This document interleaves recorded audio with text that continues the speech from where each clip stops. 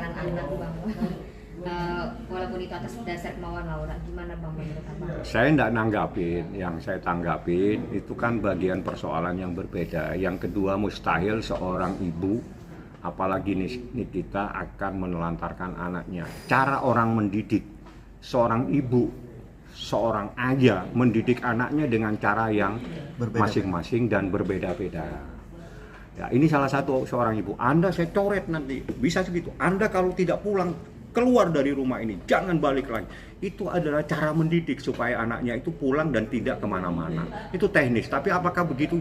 Anda kalau tidak pulang, jangan ke sini. Anda jangan balik lagi ke rumah. Bukan berarti itu anak terus kita coret. Itu cara seorang tua mendidik anaknya supaya patuh terhadap tata cara atau aturan yang ditetapkan oleh orang tuanya. Jadi seperti itu yang harus dipahami. Jadi kalau ada orang marah-marah, kadang kamu itu nggak, udah kamu jangan pulang ke sini. Kalau kau mau pulang, awas saya usir kamu. Itu bentuk mendidik seorang anak dengan cara yang seperti itu. Kalau kamu nggak balik, jangan kamu kembali sekalian. Ya kan begitu. Anaknya bilang saya sudah diusir, tidak. Anda supaya pulang jangan kemana-mana. Jadi bahasa itu harus dipakai bahasa yang terbalik. Seorang ibu itu, seorang orang tua itu bahasanya ada kalanya terbalik. Ya, dia marah. Anda kalau tidak begini Anda saya pukul. Itu bahasa terbalik. Tafsirkan dengan kebalikannya. Tidak mungkin seorang ibu itu akan menyakiti anaknya. Apalagi seorang ibu yang melahirkan anak itu sendiri. Jadi nggak ada. Apalagi saya punya kartu keluarganya, saya punya akte kelahirannya. Karena pada saat proses kemarin itu, saya melampirkan akte kelahiran dan kartu keluarga. Jadi sudah clear, tidak ada yang aneh-aneh. Saya memberikan penjelasan cara mendidik seorang anak itu berbeda-beda. Nah, mungkin kita semua punya tata cara sendiri. Nah, jadi jangan disampaikan bahwa ini kalau begini, oh kita itu menelan. Enggak, itu cara mendidik saja. Nggak ada masalah. Bang, ada pemeriksaan tambahan saksi lagi nggak sih Bang untuk ke depan? Saya belum. Nanti kalau memang ada proses tambahan, sementara ini masih saksi seperti yang kita sampaikan.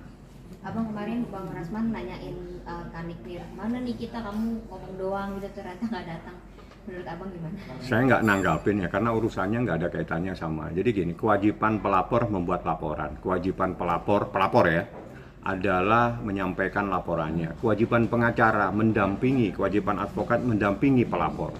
Saat itu semuanya sudah saya lakukan. Mendampingi Niki, mendampingi saksi-saksi yang diperlukan, menyampaikan bukti-bukti. Lebih lanjut Nikita menyerahkan kepada saya. Tidak ada kepentingan Nikita harus ada ke Polres. Karena Nikita tidak dalam proses untuk dilakukan pemeriksaan. Jadi Nikita ke luar negeri jalan-jalan, lagi happy dengan anak-anaknya. Bang kemarin kata Fadil juga, Fadil yakin gitu bakal lolos dan sebagainya. Nah dari berapa pertanyaan di Bangsa? 33. Iya 33. Itu menurut abang gimana Bang? Itu penyidik aja. Karena itu Anda sudah masuk ke materi, tanyakan ke penyidik seperti apa prosesnya. Yang jelas saya kembali menurut KUHAP ada 5 alat bukti. Menurut putusan Mahkamah Konstitusi minimal 2 alat bukti untuk menetapkan seseorang menjadi tersangka. Jadi Anda bisa terjemahkan sendiri dari proses ada saksi, ada bukti tertulis, ada bukti visum. Nah, ada juga bukti-bukti yang lain, mungkin nanti pendapat ahli. Ya. Itu dari 5 alat bukti nanti yang diperlukan, termasuk prosesnya adalah terlapor ya. Itu yang dibutuhkan, yang diperlukan untuk menetapkan seseorang menjadi tersangka itu minimal 2 alat bukti. Jadi tidak semua yang diatur dalam KUHAP itu harus dipenuhi. Tapi minimal 2 alat bukti. Jadi minimal 2 alat bukti itu bisa keterangan saksi 1, walaupun saksinya 10 tetap dihitung 1. Ingat ya, keterangan saksi walaupun saksinya 10 itu dihitung 1 alat bukti. Ya, itu yang harus dipahami. Bukti tertulis itu 1 alat bukti lagi. Nanti pendapat ahli 1 alat bukti. Nah, untuk menetapkan seseorang itu minimal 2 alat bukti. Jadi 2 alat buktinya apa? Itu majelis, mohon maaf, penyidik yang paham. Tapi pihak Rasman bahwasanya mengungkapkan kalau tim Niki itu kurangnya adanya bukti gitu Bang semalam kemarin namanya. Mau bicara apa saja silakan, nggak akan saya tanggapin karena yang tahu bukti ada tidak ada penyidik, sedangkan dia saja nggak tahu itu ada visumnya bunyi apa, betul kan? Dia nggak ngerti apa-apa karena penyidik tidak akan sampaikan ke dia karena visum itu ad repertum bahasanya dan akan dibuka pada saat proses di pengadilan. Penyidik punya hak untuk tahu. Penyidik akan mendasarkan penilaian terhadap peristiwa ini dari visum. Penyidik akan melakukan penilaian atas peristiwa ini berdasarkan bukti saksi. Penyidik akan melakukan penilaian atas peristiwa ini berdasarkan bukti surat. Paham ya? Orang yang dilaporkan tidak punya hak untuk mengetahui bukti-bukti tersebut. Ya. Kalau saya pelapor, saya tahu apa buktinya yang kami sampaikan. Seperti itu. Jadi dibedakan supaya clear. Kalau Anda tanya, dia tahu nggak hasil visum? Nggak tahu. Saya tahu. Itu perbedaannya. Kenapa? Karena saya adalah pelapor. Saya adalah mewakili korban. Mewakili Nikita Mirzani yang anaknya menjadi korban dalam peristiwa ini. Isi visumnya tahu, tapi saya tidak boleh sampaikan. Tapi kalau Anda tanya kepada terlapor, dia nggak tahu apa-apa.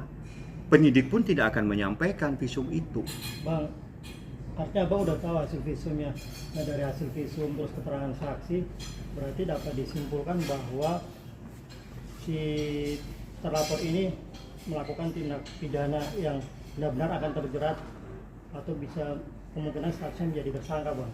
Itu alangkah baiknya kalau pas lagi di Polres tanya ke Humas. Yang saya sampaikan menurut aturan, jadi berdasarkan putusan Mahkamah Konstitusi untuk menentukan seseorang menjadi tersangka itu berdasarkan minimal 2 alat bukti.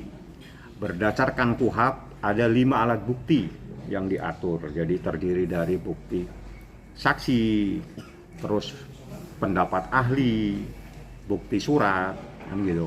Artinya sejauh ini kan Abang sudah melampirkan tuh 2 alat bukti yang menurut Abang itu masuk memenuhi unsur untuk menjerat si terlapor sendiri, unsur pidana masuk. Betapa Bang? Ya kan saya bilang nanti diserahkan ke penyidik. Jadi kalau saya kan tidak boleh mendahului penyidik karena gini dalam proses untuk naik ke dalam proses. Jadi kita supaya semua clear ini ya. Jadi semua teman-teman clear proses hukum menurut KUHP. Saat kemarin itu adalah proses penyelidikan. Paham ya? Proses penyelidikan itu adalah proses untuk mencari dan menumbuhkan adanya peristiwa hukum. Itu namanya penyelidikan. Orang yang dilaporkan akan dipanggil, dimintai klarifikasi dan dimintai keterangan atau interview. Terserah bahasanya seperti apa. Dalam proses penyelidikan itu tidak boleh ada sebuah proses penahanan terhadap orang yang dilaporkan. Clear ya? Jadi apa yang terjadi yang kemarin itu sudah benar dan itu sesuai dengan rule hukumnya menurut KUHP yang dilakukan oleh penyidik. Penyidik sudah benar karena dia sesuai dengan KUHP. Kenapa? Karena itu proses penyelidikan, proses untuk mencari dan menemukan adanya peristiwa hukum. Tidak dibenarkan untuk melakukan penahanan. Oke.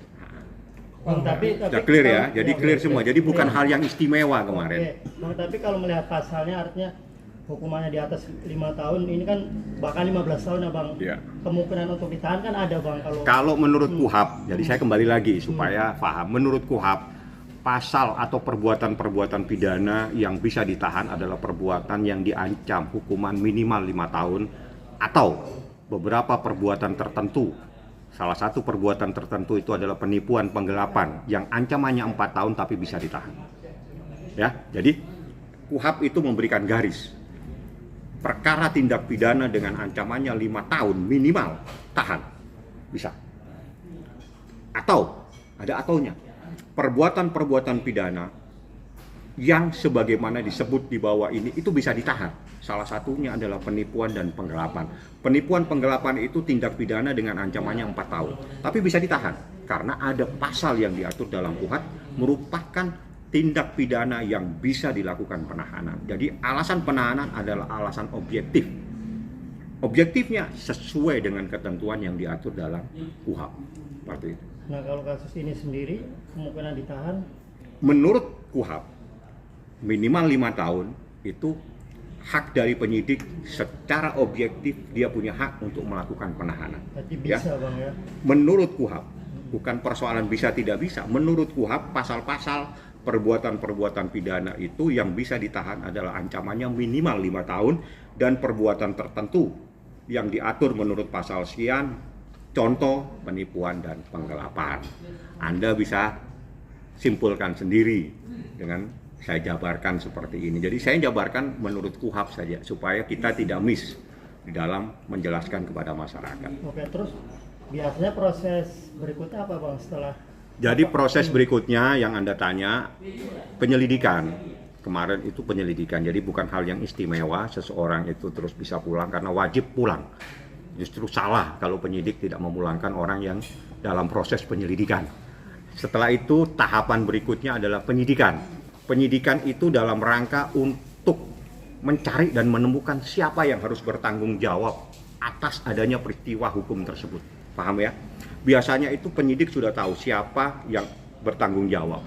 Siapa yang bertanggung jawab itu nanti akan ditetapkan menjadi tersangka, itu prosesnya. Jadi yang kemarin bukan hal yang istimewa. Itu sudah benar koridornya. Justru salah kalau penyidik melakukan penahanan. Jadi kita acungin jempol karena sesuai dengan rule, berjalan sesuai dengan KUHP. Oke, artinya masih ada proses lagi yang harus. Proses ada lagi karena artinya nama si terlapor bisa dipanggil lagi diperiksa. wajib dipanggil lagi karena prosesnya setelah ini adalah proses penyidikan. Nah, kewajiban Anda mencarikan informasi kepada Humas bagaimana proses selanjutnya karena proses selanjutnya adalah proses penyidikan. Kalau proses penyidikan seseorang dipanggil itu sebagai saksi. Nah, menurut KUHP seseorang yang dipanggil menjadi saksi tidak datang bisa ditangkap kalau 2 kali dipanggil. Jadi ada aturannya. Beda dengan seseorang yang dimintain keterangan. Jadi dimintai keterangan dengan dipanggil sebagai saksi itu berbeda. Bang, artinya panggilan kedua Bang, bisa jadi ini Bang apa? Panggilan ke-1 dulu. Panggilan ke-1 kan belum. Jadi proses ditetapkan dulu dalam proses penyidikan. Setelah proses penyidikan semua diperiksa kembali baru dipanggil. Biasanya dipanggil dulu sebagai saksi. Bang, menurut KUHP sendiri saksi bisa menjadi tersangka kan? Dalam perkara yang bagaimana? Karena dalam status, jadi gini, status terlapor itu adalah sudah melekat. Jadi dia terlapor berarti orang yang diduga. Iya. Ingat, orang yang diduga melakukan perbuatan pidana.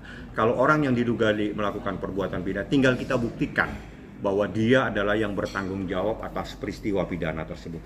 Kalau seseorang berdasarkan 2 alat bukti terbukti ada 2 alat bukti telah melakukan sebuah perbuatan pidana tersebut, sebuah peristiwa pidana yang dilakukan oleh dugaan orang yang melakukan perbuatan, maka dia bisa ditetapkan sebagai tersangka. Dasar hukumnya selain KUHP adalah putusan Mahkamah Konstitusi, karena sudah dibatasi oleh Mahkamah Konstitusi minimal 2 alat bukti, sehingga tidak bisa orang dengan 1 alat bukti menetapkan seseorang menjadi tersangka. Jadi 2 alat bukti, saya katakan kembali, walaupun saksinya ada 10, dihitung 1 alat bukti. Ya. Jadi saksinya 10 tetap 1 alat bukti. Nanti bukti yang lain apa? Bukti tertulis. Berarti 1 alat bukti. Berarti kalau ada 2 alat bukti, minimal 2 ini baru seseorang bisa ditetapkan menjadi tersangka. Berarti status seseorang bisa berubah ya, Bang? Status seseorang bisa Status berubah. seseorang itu sesuai dengan bukti yang dilaporkan. Kalau memang dia statusnya sebagai orang yang menjadi terlapor, itu memang prosesnya dipanggil dulu sebagai saksi. Setelah itu dia bisa ditingkatkan sesuai dengan bukti-bukti yang ada. Bang, maaf nih agak mundur, kemarin kan Fadel dengan percaya diri pas dipanggil tuh nari-nari, ngedance dan segala macam. Nah, sebenarnya kalau dari abang sendiri gimana? Mungkin kan Niki sempat komentar gitu. Enggak, saya enggak. Niki ada di luar negeri dan enggak ngurusin orang yang nari-nari. Dia lagi happy sama anak-anaknya, apalagi saya enggak pusing. Dia mau membantah saya nggak pusing, dia mau tiap hari bantah juga nggak pusing, dia mau menari dari pagi sampai pagi lagi juga saya nggak pusing, karena itu bukan bagian dari persoalan saya, bukan bagian dari tugas dan tanggung jawab saya sebagai advokat. Tugas saya adalah proses hukum, tidak akan mencampuri hal-hal lain. Bang, tapi Nggak apa-apa, tanya aja terus. Bang, mau Tanya. nanya, Ini mungkin terkait apa Bang. lagi? RJ apa? Bang, terkait yang bersangkutan kan dulu pernah melakukan tindakan melawan hukum dan sempat berada di lokasi yang sama di Polres Metro Jakarta Selatan. Apakah itu nanti bagian dari pertimbangan dari penyidik? Kalau ini kasus sangat berat, ancamannya 15 tahun maksimal. Jadi tidak memerlukan sebuah asosier lagi. Jadi tidak perlu ada tambahan-tambahan sebuah peristiwa. Dengan pasal ini menurut KUHP bisa dilakukan penahanan karena itu ada alasan objektif untuk melakukan penahanan. Itu salah satunya adalah pasalnya itu pasal dengan ancaman minimal 5 tahun. Jadi tidak memerlukan lagi pelengkap atau penambahan sebuah peristiwa. Yang kedua, kita nggak mau pusing dengan peristiwa yang lain. Saya tetap fokus kepada persoalan ini, fokus kepada pembuktian. Karena kan waktu itu Nikita juga sempat menyatakan hal seperti itu ya. Maksudnya menyatakan gimana? Ya, kalau yang bersangkutan ini pernah punya. Ya itu tanya ke Umas. Bagi saya tidak terlalu mempunyai hal-hal yang menguntungkan. Karena tanpa ada peristiwa itu pun menurut KUHP dengan ancamannya 5 tahun, seseorang secara objektif penyidik punya hak untuk melakukan penahanan.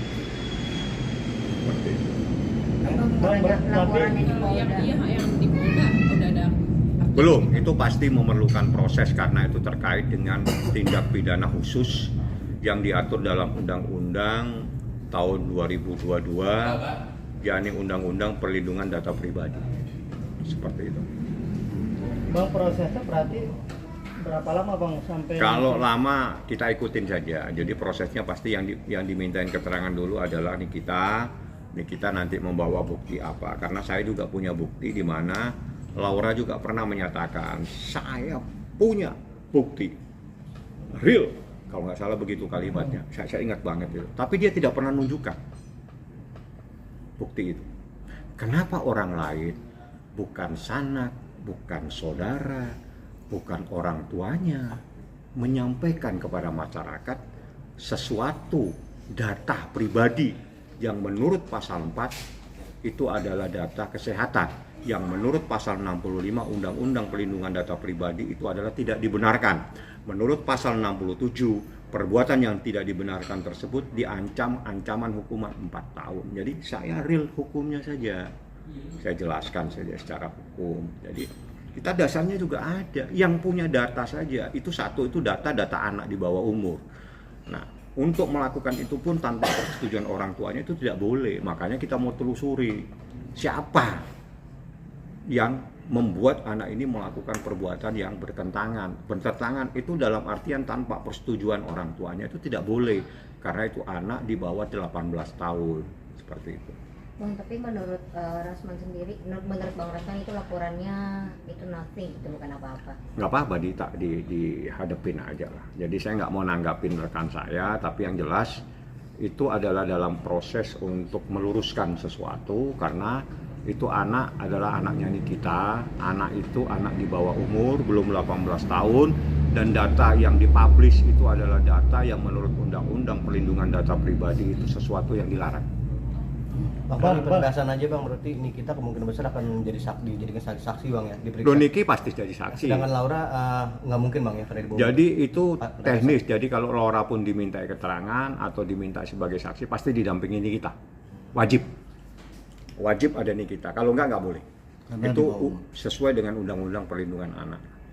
Bang, hari ini katanya ada saksi lagi yang sudah diperiksa Bang, Cindy Bang itu di Polres. Cindy? Iya. Katanya Sudah Cindy. lama kalau Cindy. Tapi udah semua. Cindy yang mana ini? Apakah ada Cindy lagi? Kalau Cindy yang pertama kali bersama saya, bersama Niki itu sudah dimintain keterangan. Dan dia sendiri yang, kalau nggak salah ada di media juga dia nyampaikan kok banyak hal.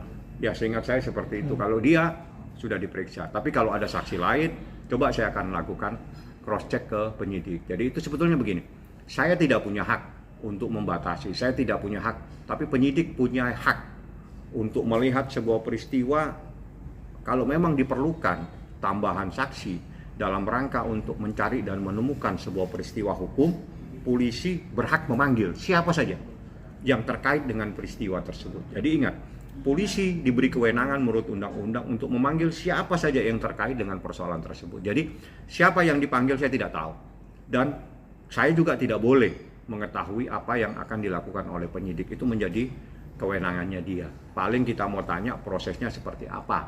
Artinya proses ini misalnya apakah sudah ada perlu penambahan saksi atau tidak dan sebagainya. Tapi yang memutuskan perlu tidaknya saksi ditambah, perlu tidaknya seseorang dipanggil itu penyidik sendiri, bukan saya atau bukan pun Nikita sebagai pelapor dalam perkara ini. Saksi dari apartemen, pihak apartemen katanya sudah, Bang. Ya, mungkin karena via apartemen itu terkait dengan keterangan seseorang yang menceritakan. Jadi gini, kalau Anda mau tahu proses hukum, misalnya ada si A ini dimintain keterangan. Namun pada saat dimintain keterangan dia menjelaskan bahwa saya itu menerima HP, yang paling gampang lah, saya menerima HP itu dari B dan C. B dan C pasti diperiksa. Karena itu adalah bagian cerita peristiwa hukum. Rangkaiannya. Jadi semua yang disebut pasti akan dimintain keterangan. Tapi penyidik juga punya hak untuk menyatakan ini tidak perlu dipanggil. Setelah dia baca, wah ini cuma sekedar disebut namanya misalnya, jadi nggak perlu. Tapi tidak perlu didalami. Tapi kalau misalnya penyidik bilang bahwa ini yang penting perlu saya dalami, ya dia panggil. Penyidik punya hak memanggil sesuai dengan undang-undang yang diberikan kepada. Bang, update kondisi Laura, Bang. Artinya kan kita kan sekarang lagi jalan-jalan ke Jepang. Nah, sekarang Laura ini dalam pengawasan siapa di rumah aman ini? Di rumah aman itu pengawasan daripada seingat saya itu Dinas Perempuan dan Anak, seingat saya. Jadi tidak terlalu mendetail. Saya mau tanya, yang jelas itu lebih tenang karena saya melihat ketenangan itu pada saat proses visum yang kedua. Ya. Kapan itu, Bang? Ya, visum yang kemarin visum yang kedua itu hari Senin kalau seingat saya. Ya. Jadi ketenangan itu saya bisa melihat pada saat proses itu, di mana dia masuk ke rumah sakit atau tempat proses untuk dilakukan visum itu dalam keadaan tenang, jalan sendiri, tidak dipegangi oleh siapapun. Nah, dan dia pada saat ada di dalam, semua dia minta supaya keluar, kecuali dokter. Nah, termasuk pamannya, keluar semua. Saya mau tenang, saya siap untuk diperiksa. Nah, berarti ada hal yang lebih baik, kondisi kesehatannya, kondisi kejiwaannya, kondisi mentalnya itu lebih baik keadaannya saat ini. Itu yang saya tahu pada proses itu. Tapi kalau hari ini saya tidak tahu. Oke, Bang, selama di rumah aman apakah masih bisa diberikan izin untuk berkomunikasi atau menggunakan gadget? Itu media sosial teknisnya ada di unit perlindungan perempuan dan anak. Seingat saya dalam proses hukum seperti ini untuk menenangkan, membuat stabil seorang anak di bawah umur, saya pikir itu kebijakannya ada di mereka. Mereka yang tahu perlu ada alat komunikasi, apa perlu ada TV.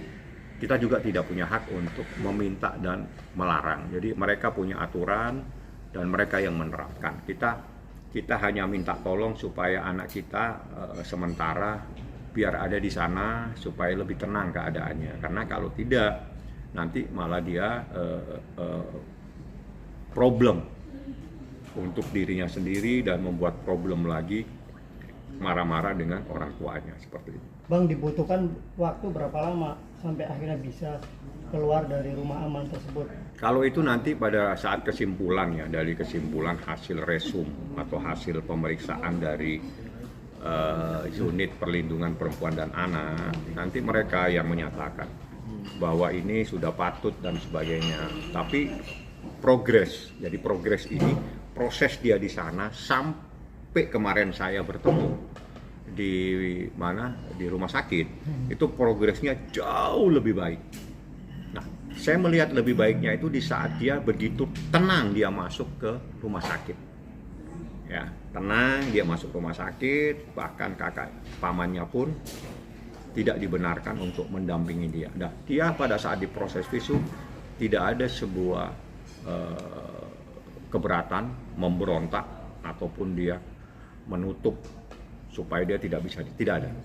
Berjalan dalam keadaan lancar. Sehingga dari sini yang dapat kita petik bahwa semakin stabil kondisi Laura. Itu yang saya tahu. Tapi ya mudah-mudahan semakin hari semakin baik karena dia memang dalam bimbingan, dibimbing oleh orang yang memang ahli di bidang anak. Apa aja Bang, mungkin atau psikolog atau Nah, saya nggak anak tahu. yang membimbing? Laura sendiri dalam pendampingan psikolog masih bang? Sampai Pasti. hari ini? Tapi apakah tiap hari didampingi psikolog saya nggak tahu. Yang jelas itu bagian dari proses perlindungan. Ada psikolog, ada orang yang nemenin, ada orang yang ngajak ngobrol tiap hari. Jadi sebetulnya happy ya di sana itu. Cuma mungkin perbedaannya mungkin dia tidak seperti sedia kala di mana dia bisa bebas ke sana kemari. Itu saja perbedaannya. Tapi yang jelas secara emosional dia lebih stabil. Bang, sampai akhirnya kemarin nih kita bilang bahwa Laura sudah meminta maaf secara langsung kepada Nikita. Seperti apa Abang? Artinya itu merupakan hasil dari bimbingan di rumah aman juga Bang? Kalau saya melihat itu bagian dari proses ya. Jadi bagaimanapun juga, ini bagaimanapun juga ya, berkali-kali saya coba sampaikan, seorang ibu itu tidak mungkin akan menyakiti anaknya.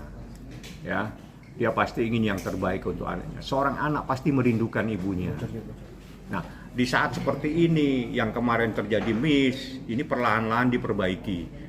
Bagaimana cara memperbaiki hubungan seorang anak dan seorang ibu. Nah, ya alhamdulillah kalau memang itu sudah semakin membaik. Karena memang itu yang kita harapkan. Karena memang tidak langsung serta-merta ada sebuah perubahan.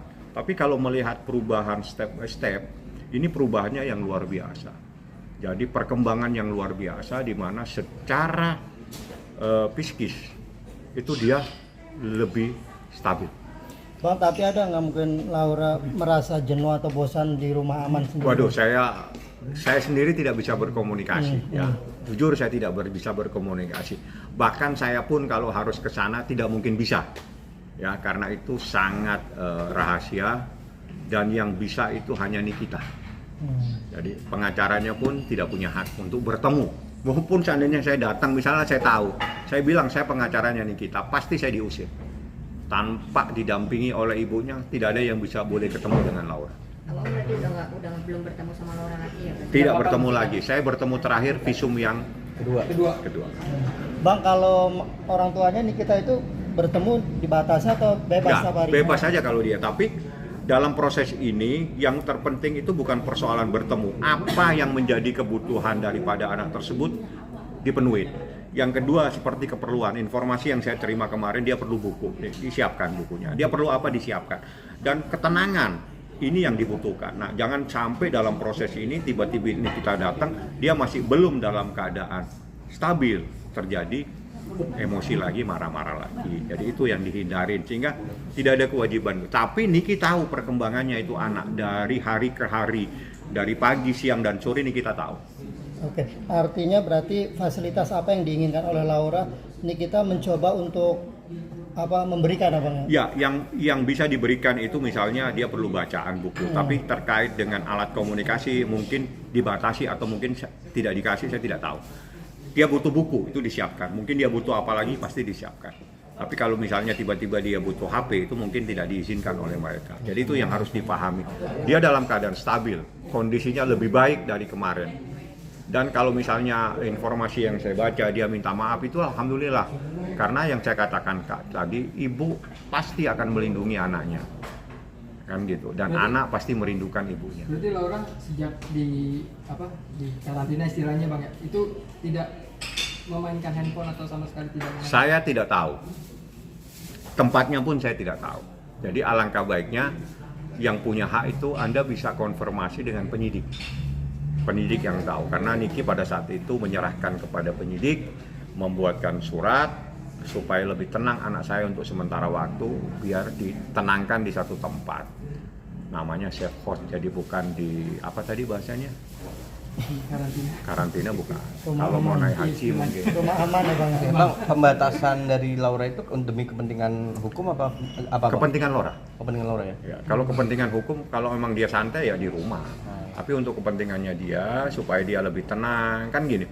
Ini anak hampir lama tidak bertemu, tiba-tiba datang ibunya di depan pintu.